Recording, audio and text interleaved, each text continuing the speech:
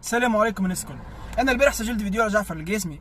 حكيت للناس الواعيه والناس المثقفه والناس اللي تفهم، الناس اللي تعرف معنى الكلام، الناس اللي تعرف معنى الحروف كي تخرج. واضح كلامي من غير حتى موضوع باهي. اش قلت انا البارح؟ قلت ربي مع كل انسان ناجح، ربي مع كل انسان يعمل حاجه ويحب يطور منها. شوف محليه كلامي، لا سبيت جعفر لا تعدت على جعفر لا حتى موضوع. كي كوميدي صنفته جعفر، قلت كوميدي باهي ناجح يضحك، عنده ما يقول في روحه فقط، كعاون الناس وكذا، وبرنامج صحيح ما قلناش عكس هذا، يعطيه ألف صح باهي.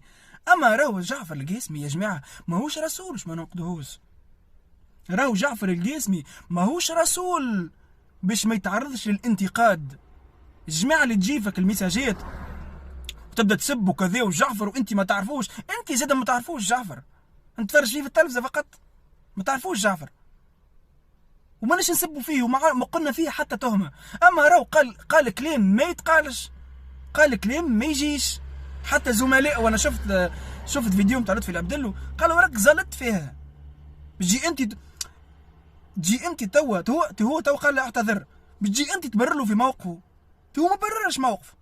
ما عليناش، مشكلتنا مش غاديكا يا جعفر القاسمي. يهديك باش نعاود المساج هذايا برقه، مازالش نحكي معاك بلغه هكا محليها على الاخر وفيها انغام تاع اللغه العربيه نتاعنا باهي. يا جعفر القاسمي، انت توك تعاون في الناس، يرحم والديك اخوي، يرحم والديك كثرش من هكا. هذا دليلي انا مش نعمل الفيديو هذا باش نتهكم عليك، يرحم والديك. اما راهي تزليطه راك يا خويا انت مع احترامنا ليك ماكش ملاك، ولاكش كان تقبل بوديك نتاعي فلاك ناس معينه.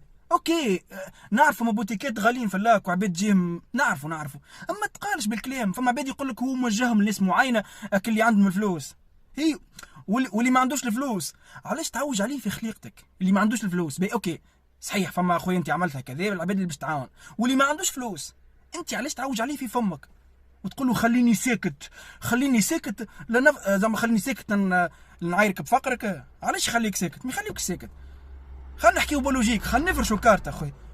علاش نحكيو كلمه وقص ورا تراكن وجعفر باهي وجعفر خايب؟ امور اللي كبينه وبين اللي خلقه. والزينه يا جعفر القاسمي من الحديث على الام والاب، كانوا انت ولدوك ام واب واحنا ولدونا قطاطس، الكل نحبوا امنا وابونا راه والكلنا نعرفوا.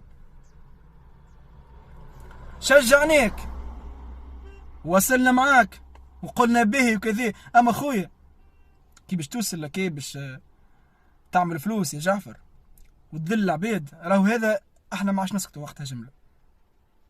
فماش ما خير الميساج هذا، فماش اغزر انا كاش نحكي بكل برود دم، لا لاني متغش لاني حتى شيء. اما الميساج اللي عملته راهو ما يجيش فقط. برشا عباد دارت عليك، وماناش نعملوا في الفيديو هذا للبوز ولا نوريو في ما لقينا. شوفوا الموضوع عاد، شوف ما نعرفش شكون، نحن عملنا موضوع نتاع انسان مخترع عالمي باش نعملوا به البوز. لا يا خويا كلمه ما تعجبنيش نحكيو عليه، خاطر برشا تعليقات تحب انت وتحب، ما نركب على ذر حتى حد. انا اخويا نركب على ذر حتى حد، لا جعفر ولا غيره، كنا ولاد 9 شهور، وربي كيما يطلع في العبد كيما يطيحوا الى اسفل السافلين، كيما يطلع في العبد كيما يطيحوا اسفل السافلين فقط. هاو الميساج نتاعي واضح وبسيط على الاخر. لان البارح يمكن ما ان حكيت بانفعال خاطر قلقتني الموضوع، قلقني على الاخر الموضوع.